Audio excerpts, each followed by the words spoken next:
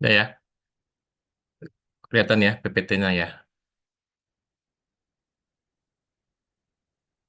Baik, Assalamualaikum warahmatullahi wabarakatuh. Selamat sore ya. Jadi hari ini kita eh, kuliah penerapan diferensial dalam ekonomi. Jadi kalau kemarin itu kita belajar ada berapa sifat kemarin? Sifat diferensial. Ada 8. Delapan, Ya, delapan. Kapan? kan? Nah, nanti ini kita akan coba implementasinya di dalam ekonomi, karena banyak sekali implementasi penggunaan diferensial dalam ekonomi. Oke, ya. Jadi contohnya misalnya ini ya elastisitas permintaan, ya terlihat nggak rumusnya? Elastisitas permintaan kita udah belajar jumlah barang yang diminta oleh konsumen akibat adanya perubahan presentasi dari harga barang itu sendiri, ya. Fungsi permintaannya itu adalah Q dx sama dengan fungsi dari P. Nah, maka rumusnya adalah ini, ya. Elastisitas permintaan, ya, itu dq dp, ya. Jadi apa diferensial dari Q dan terhadap P dikali P dibagi Q, gitu ya. Ah, Jadi kita lihat seperti ini. Ini dq dp ini apa? dq dp. dq dp adalah artinya apa ini? DQDP kelihatan di papan di screen. Artinya Ki mm, apa? Q diturunkan terhadap P, ya. Q diturunkan terhadap P dikalikan dengan P dibagi Q. Artinya kalau gitu apa? Artinya Anda harus menurunkan nanti ya Q terhadap P dari persamaan yang dihasilkan. Ya sehingga nanti bicaranya adalah ini sama dengan apa? Kalau saya kemarin saya sampaikan bahwa saya lebih suka menggunakan lambangnya adalah Q aksen, ya Q aksen D. Sama nggak? Sama. Ya jadi atau seperti ini bentuknya DQ DP, ya sama dengan DQ aksen D atau fungsi turunan pertama dari fungsi dari P. Jadi macam-macam ya. Kalau saya sih lebih suka menggunakan Q aksen D gitu ya. Oke, sampai sini bisa ya, paham dulu ya berkaitan dengan apa penggunaan lambang nanti di dalam apa diferensial implementasi diferensial. Oke, eh, next ya ini adalah aturan-aturannya atau apa patokan-patokan dari elastisitas harga permintaan ya. Kalau kurang dari satu berarti elastisitasnya tidak elastis. Sama dengan satu berarti uniter terhadap harga, lebih besar dari satu itu artinya lebih apa elastis gitu ya. Sama dengan nol tidak elastis sempurna, terus tak hingga itu elastis sempurna. Eh, oke, nanti saya pengen terangin sih sebenarnya di sini berkaitan dengan kenapa kurvanya seperti itu gitu. Tapi nanti kita lihat waktunya lah, karena ini kan konteksnya adalah implementasi diferensial. Oke, ini kita skip saja. Nah ini contohnya. Ya, Anda lihat bahwa KID sama dengan 150 ya kurang 3P. Ini adalah fungsi dari permintaan. Ini adalah fungsi dari permintaan. Nah, kalau gitu ya ya, kita perhatikan eh ini kan merupakan fungsi ya, merupakan fungsi. Nah, sekarang kita akan mencari turunan pertama dari KID atau key aksen. Ya, jadi kita lihat di sini key aksen D gitu ya. Itu berapa? Kalau kemarin sudah belajar diferensial itu berapa sekarang?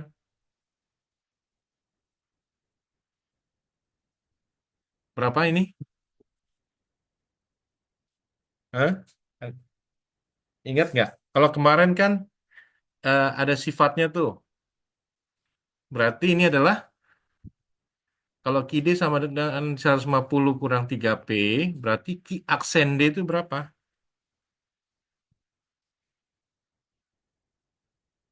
3, Pak.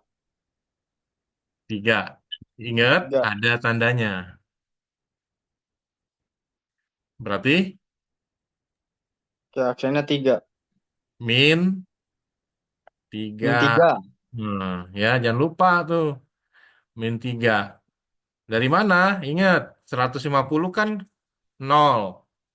Ya, dikurang 3P. 3P diturunkan, berarti min 3. Ya, jadi nih. Betul ya. Nah, sekarang kita diminta berapa elastisitas permintaan jika tingkat harga P sama dengan 40. Ya, berarti kita masukkan ya ke dalam formulasi ya. Ini kalau misalnya P-nya 40 ya, berapa KID? KID sama dengan 150 dikurang 3 kali 40. Berapa?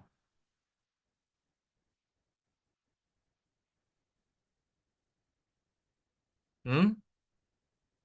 KID, kalau P-nya 40, KID sama dengan 150 ya, dikurang 3P.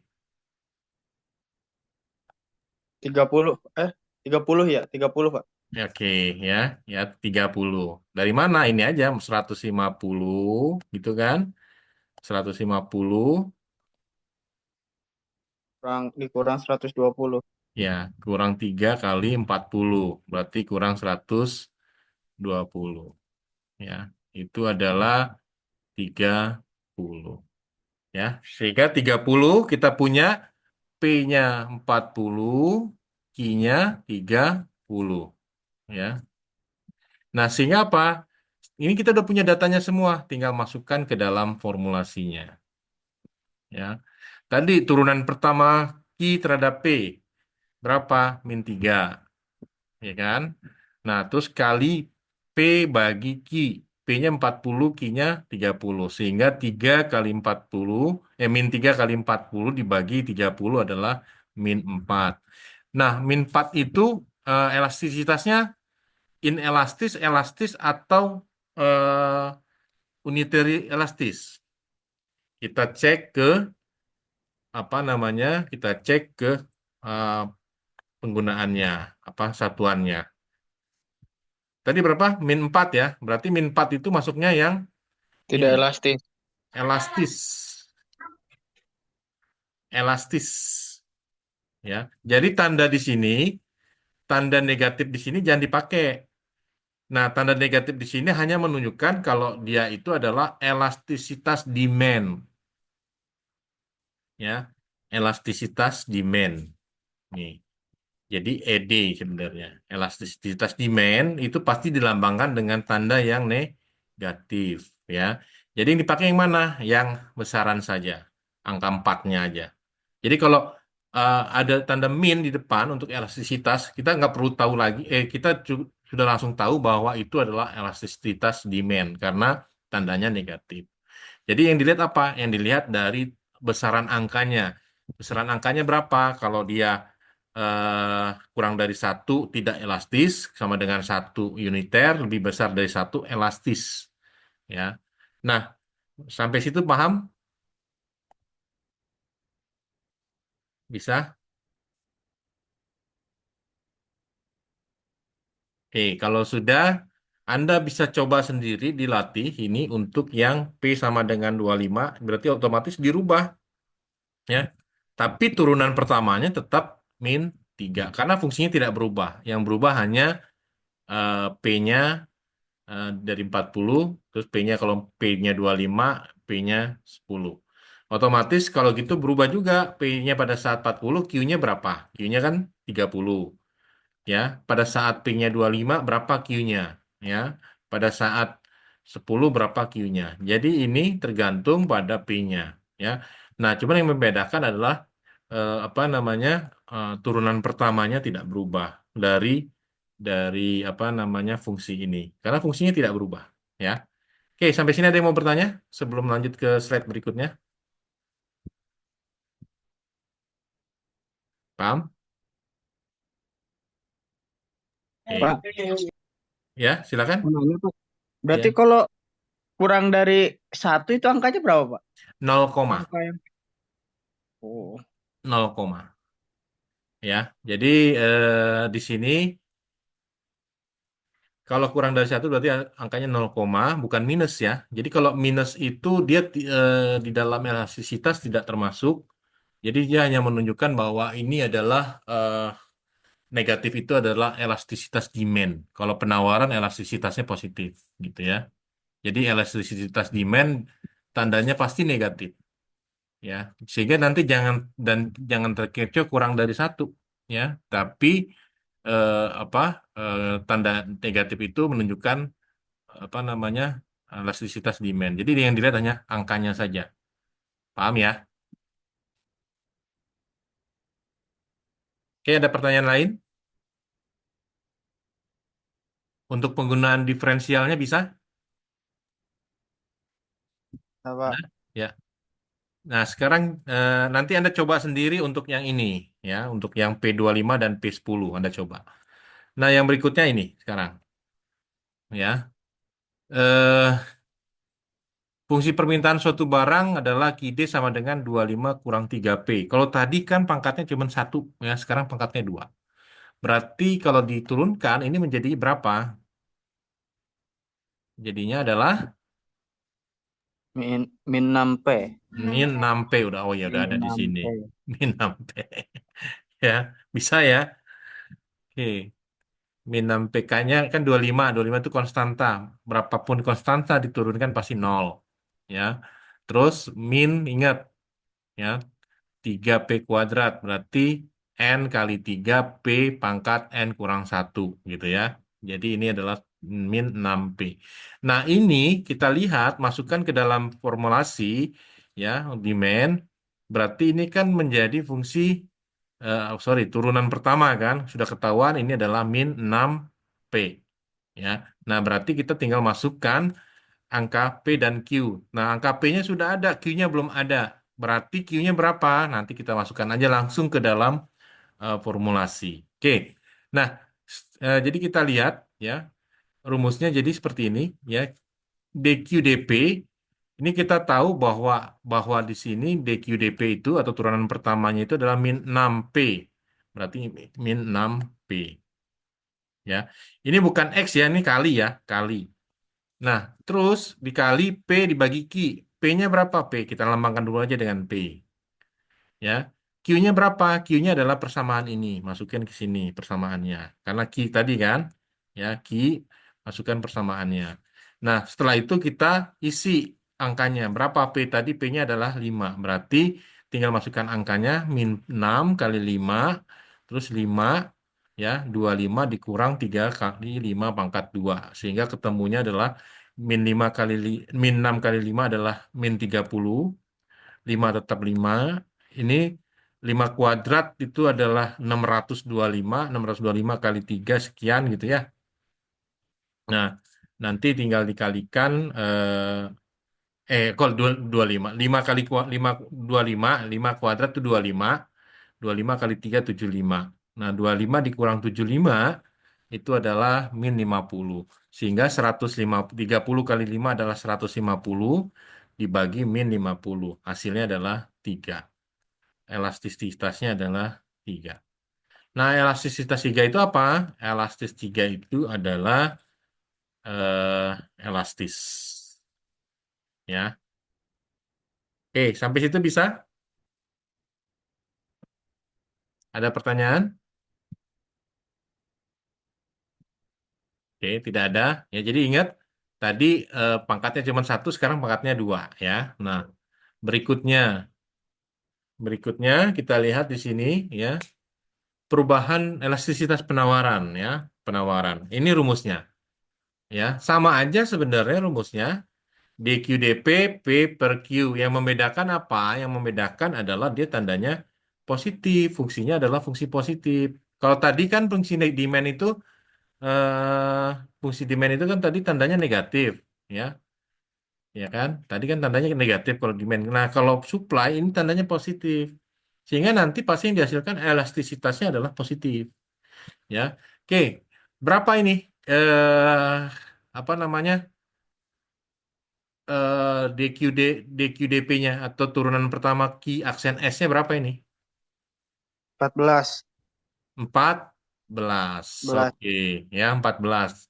Ya. Jadi Q aksen S sama dengan min 200 diturunkan kan 0 tambah 7P kuadrat 2 kali 7P kurang 2 kurang 1 atau 14P.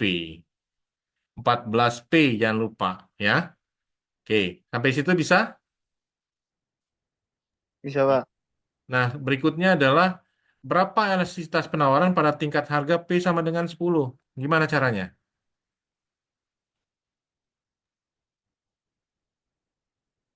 Juara. IS sama dengan min 200 tambah Ditambah 7 kali 10 pangkat 2. 2. Oke, min 200 tambah 7 kali 100. Ya kan? Berarti 500. Berarti P10 sama dengan P10 Q-nya sama dengan 500. Bisa sampai situ? Bisa? Oke. Sekarang pada saat P-nya 15, berapa Q?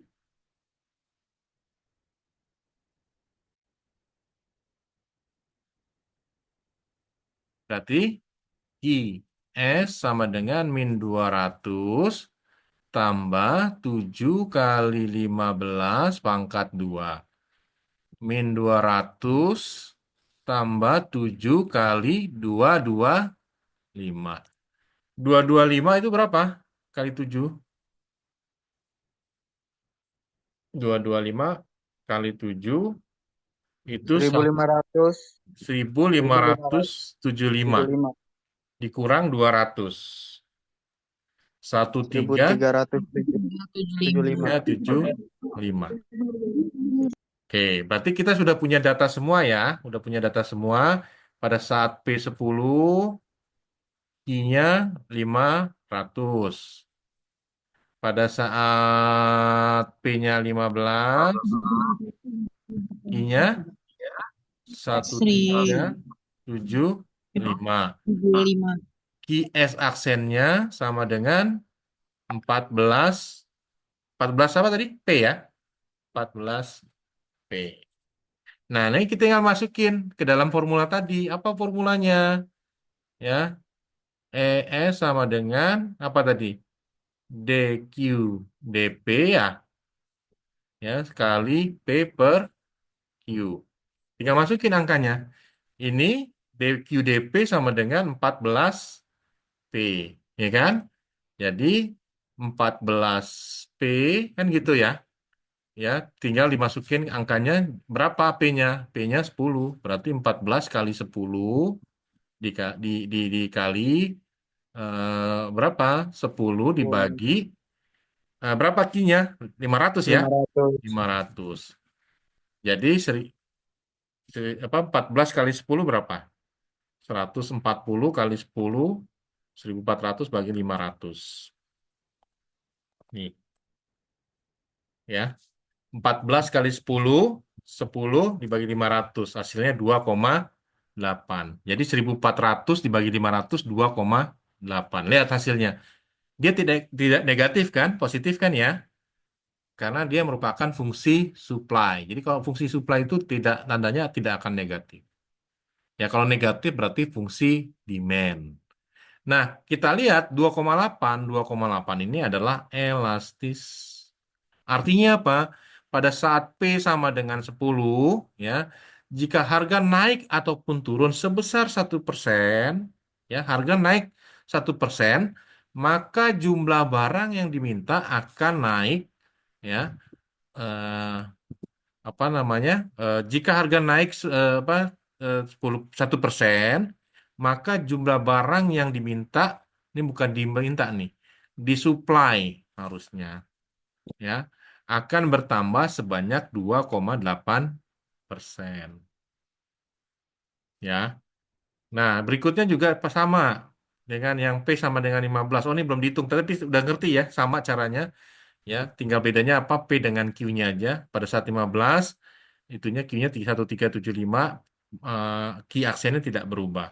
Ya, sama-sama elastis. Nah, kita lihat di sini pada saat harga 15, jika harga naik sebesar 1%, maka jumlah barang yang disuplai akan bertambah ya sebanyak 2,8. Kok 2,8? 2,3. Ah, oke. Sampai sini ada yang bertanya? Paham? Bisa mengerjakannya? Insya Allah Pak. Oke. Nah, itu untuk yang apa? Ini ya. Sekarang kita lihat. Kalau tadi itu soalnya seperti itu ya. Sekarang kita coba lihat. Kalau harga turun ya, jadi diketahui fungsi permintaan suatu barang Q sama dengan 48 kurang 3P kuadrat. Pada harga P sama dengan 3 dan Q sama dengan 21. Sama ya caranya ya. Ya, jadi kita lihat, carilah elastisitas dan seterusnya. Berarti apa dengan cara yang sama ini menjadi berapa ini? Key aksen key aksen D-nya berapa ini? Berapa?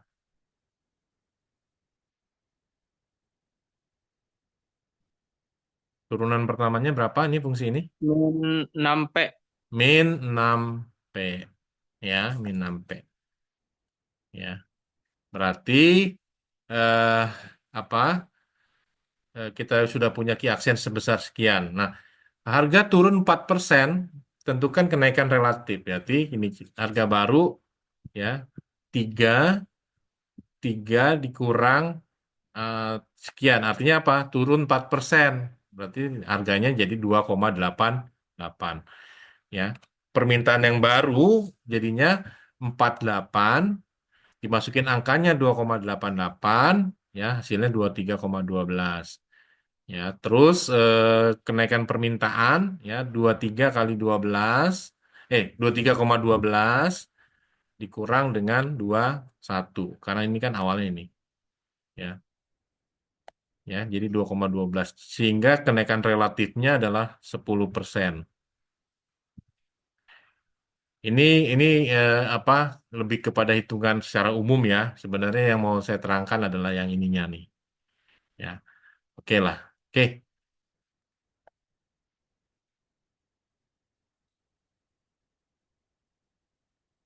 Nah, yang berikutnya penggunaan diferensial pada pendapatan, pendapatan marginal dan pendapatan rata-rata. Ya, kita tahu pendapatan itu adalah P kali Q, marginal revenue itu adalah TR aksen, ya, atau MR. MR itu diperoleh dari TR aksen, ya. Pendapatan rata-rata sama dengan TR bagi Q. Ya, pendapatan maksimum terjadi pada saat TR aksen sama dengan 0. Jadi kita lihat cara penggunaannya seperti apa dalam diferensial ini pada matematika ekonomi. Kita lihat seperti ini. Ya, jika fungsi permintaan ya adalah P sama dengan 8 kurang 2Q. Tentukanlah apa fungsi jumlah pendapatan. Nah, ingat, TR sama dengan P kali Q. Berarti ya tinggal masukin aja angkanya ya. Kita tahu ini P ya, P P sama dengan 8 kurang 2Q. P 8 kurang 2Q berarti ini P-nya kita masukin. Nah, dikali dengan Q ya, P kali Q berarti P kali Q. P-nya kita tahu adalah 8 kurang 20. Nah, dikali dengan Q. Sehingga setelah dijabarkan ya buka kurungnya 8 kali Q adalah 8Q kurang 2Q kali Q adalah 2Q kuadrat.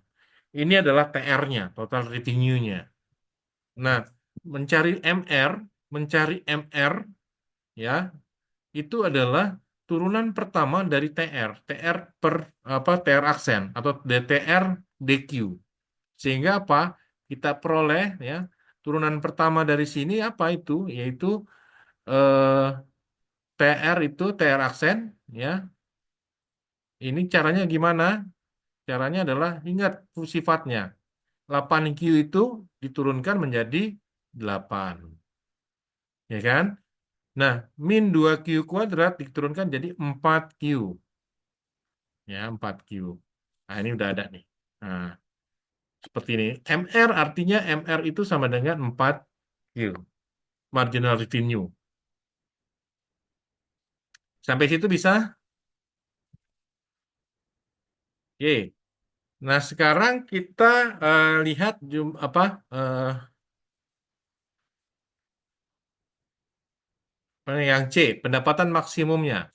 Nah, pendapatan maksimum terjadi saat TR aksen sama dengan ini ya. Pendapatan maksimum terjadi pada saat TR aksen sama dengan nol. Nah, TR aksen sama dengan nol berarti MR sama dengan nol. Nah, MR sama dengan nol itu dari mana? Kita lihat di sini, MR sama dengan 8 kurang 4Q. Ya, MR sama dengan 8 kurang 4Q. Maka pendapatan maksimum ya MR sama dengan 4Q atau T ini ya ditulisnya TR aksen juga boleh. Ini sama dengan MR sebenarnya ya. MR sama dengan nol. Jadi min 4Q tambah 8 sama dengan nol. Min 4Q sama dengan min 8. Q sama dengan 2. Artinya pendapatan maksimum diperoleh pada saat Q sama dengan 2. Ya. Pada saat Q sama dengan 2 itu adalah pendapatan maksimum. Ya. Nah, nilai MR pada saat Q sama dengan 2 adalah berapa? Tinggal masukkan ke dalam fungsi awal TR. Karena kita kan mau mencari total revenue-nya. Berarti jangan TR aksen tapi TR nilai awal. Berapa nilai awalnya? Kita lihat di fungsinya itu adalah sorry. Kok ini ya? Oh ya, 2 kuadrat tambah 8 min 2 kuadrat tambah 8 tadi cuma dibalik doang ya jadi ini ya dibalik. Oke, sehingga TR sama dengan min 2 kuadrat tambah 8 tinggal masukkan angkanya min 2 kali 2 ya kuadrat tambah 8 kali 2 hasilnya adalah 8. Artinya apa? Artinya pada saat apa namanya sama dengan 2 ya sama dengan 2 ya itu TR sama dengan 8 ya TR sama dengan 8. Nah, otomatis apa? Otomatis kita bisa tahu dong sebenarnya harganya berapa sih? Bisa ketahuan nggak harganya berapa? Harga berapa? Kita tahu nih harganya berapa? Ya, ingat TR itu sama dengan P kali Q. Kita tahu ya TR-nya 8, ya, P-nya yang dicari, Q-nya 2. Nah, berarti P sama dengan 8 dibagi 2 sama dengan 4. 4. Ya, 4. Ya, jadi ketahuan 8 itu, sorry, harganya 4, Q-nya 2, dapat TR sama dengan 8. Kita cek aja, kita cek ke sini. 8 kurang 2 2Q, Q-nya tadi kan 2, berarti 8 kurang 2 kali 2, berarti 8 kurang 4. P-nya sama dengan 4, berarti betul. Ya, berarti ini betul hitungan kita. Gitu. Oke, sampai situ ada yang mau bertanya?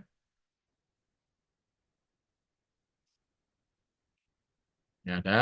Kalau nggak ada, kita lanjutkan.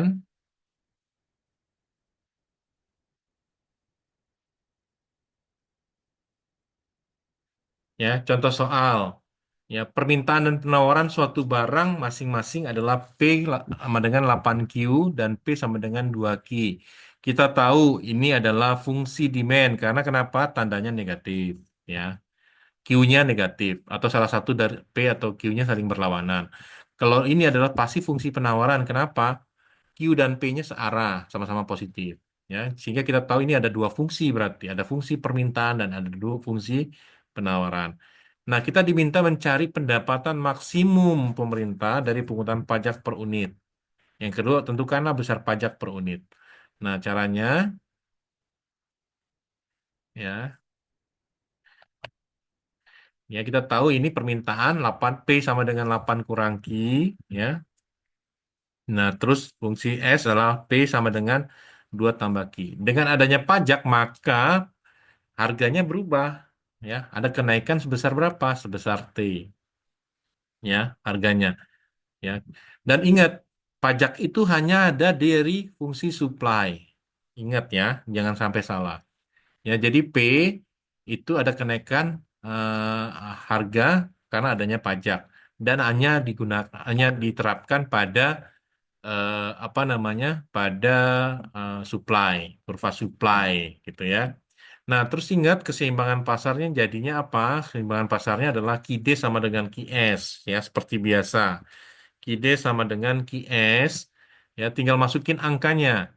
8 kurang Q ya, karena ini fungsi demand dan ini kita masukkan fungsi supply setelah adanya pajak ya, sehingga setelah itu kita dapat 8, tinggal pindahin aja. 8 kurang 2 kurang Q sehingga dapatnya min 6 6 kurang 2 Q sama dengan T. Total pajak itu Q kali T. Artinya apa? Jumlah barang yang dijual dikali dengan pajaknya ya. Nah, total pajak eh, dikali T, di mana T itu adalah ini ya. Nah, sehingga kita punya punya fungsi yang baru, yaitu fungsi total pajak sama dengan 6Q kurang 2Q kuadrat. Ya, nah ini yang akan kita turunkan nanti. Ya, total pajak adalah 6Q kurang 2Q kuadrat, sehingga apa namanya, turunan pertama dari 6Q kurang 2Q, yaitu 6 itu 6Q itu pasti jadi 6 ya, karena apa sifat yang pertama, yang kedua ya, nggak salah. Terus min 2Q kuadrat, ya, ini min 2 kali kali 2 itu adalah min 4 ya. Q 2 kurang 1 adalah 1. Berarti Q pangkat 1. Jadi T aksennya atau eh, pajak aksen sama dengan min 4Q tambah 6. T maksimum jika T aksen sama dengan 0 ya. Jadi kita masukkan T aksen sama dengan 0 ya. Jadi min 4Q tambah 6 sini jadinya min 4Q sama dengan min 6 atau Q sama dengan 1,5.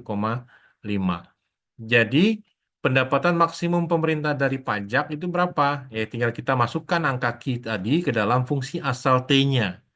Fungsi asal T-nya yang mana? Fungsi asal T yang awal pajak ini. Ya, sehingga T sama dengan 6Q kurang 2Q kuadrat, 6 kali 1,5 dikurang 2 kali 1,5 dikuadratkan. Sehingga hasilnya adalah 4,5. Ini adalah pendapatan maksimum dari pemerintah memungut pajak. Oke, sampai sini ada yang mau bertanya? Tidak ada, ya. Nah, sehingga pajak per unit didapat dengan memasukkan ke fungsi T, ya. Fungsi T tadi, ya. Yang mana fungsi T? Fungsi T-nya itu adalah yang ini, ya. 6 kurang 2Q sama dengan T, ya, pajak per unit. Nah, sehingga 6 kurang 2Q sama dengan T, 6 kurang 2 ya kali 1,5 tadi karena jumlah unitnya adalah 1,5 sama dengan T, berarti pajak per unitnya adalah 3.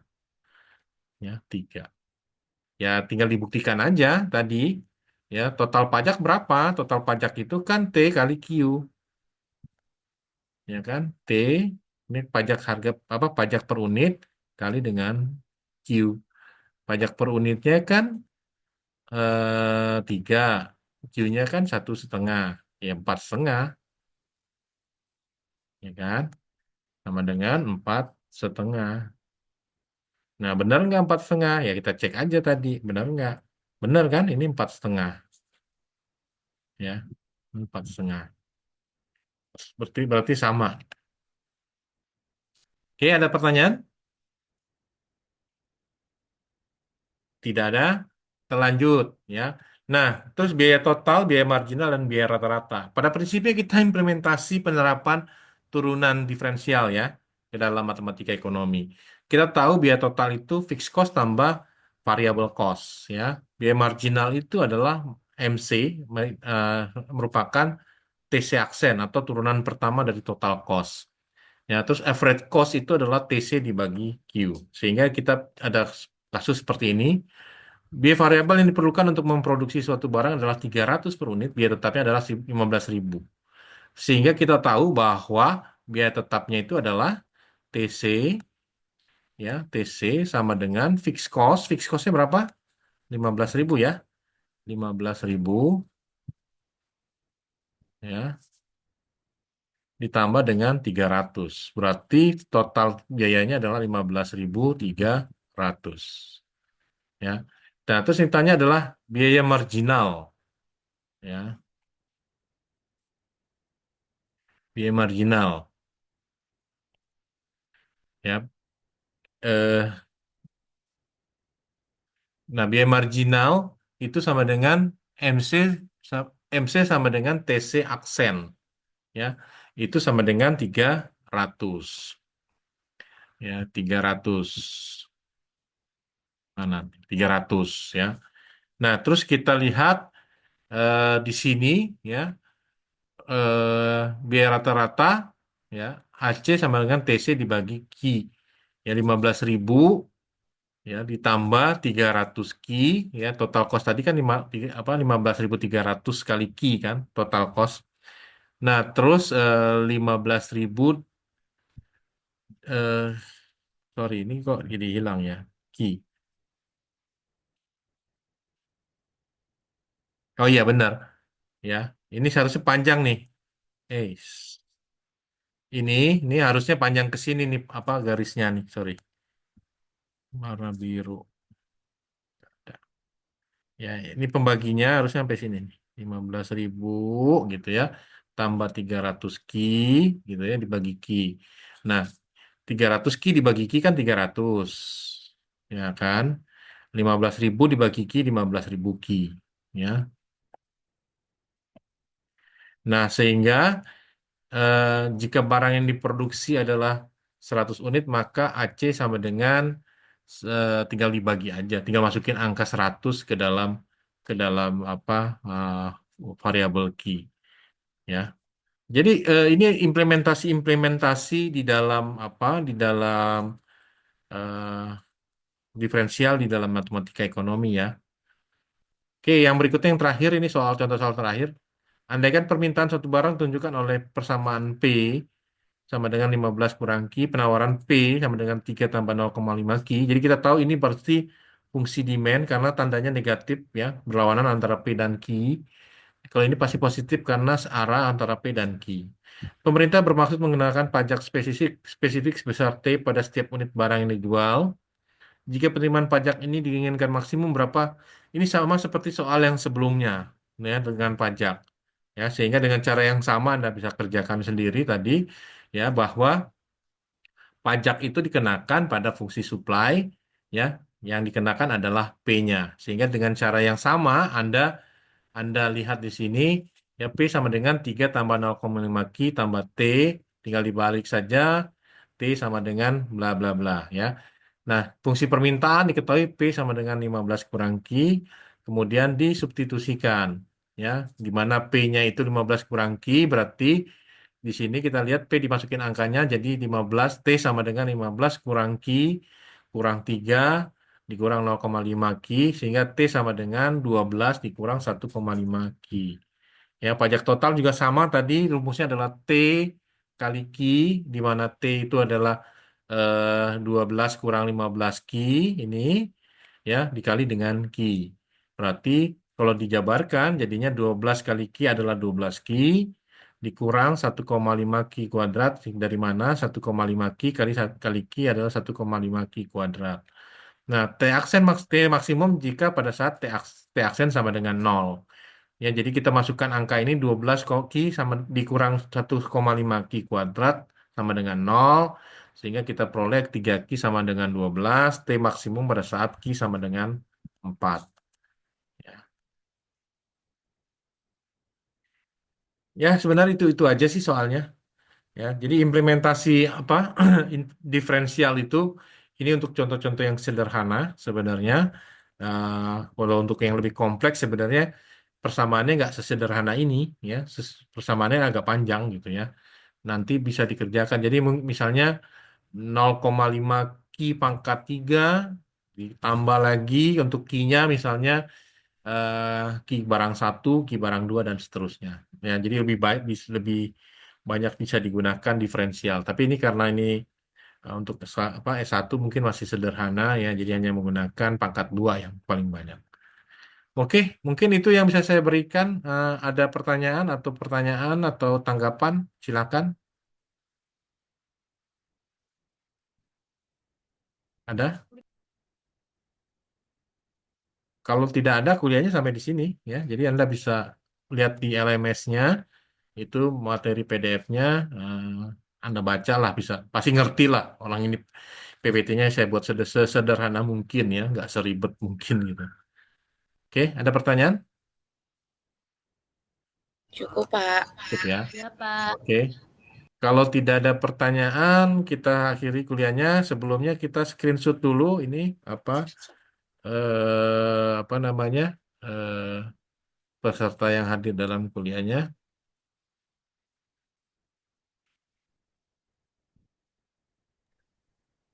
Hadir. Hifni di masjid, Hifni.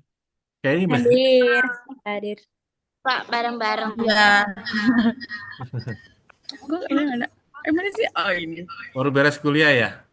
Iya, Pak. Oke, ya, jadi nggak terlalu lama juga lah kuliahnya kita hari ini. Ya. Mirror ya. Oke. Ya, saya screenshot ya. 1, 2, 3. Saya kirim ke grup. Ini screen 1 ya. Baru screen 1. Ini, Pak.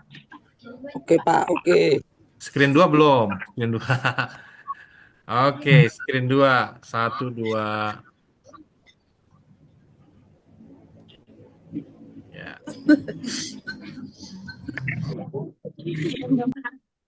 Oke. Oke ya, saya rasa kayaknya cukup sampai sekian ya.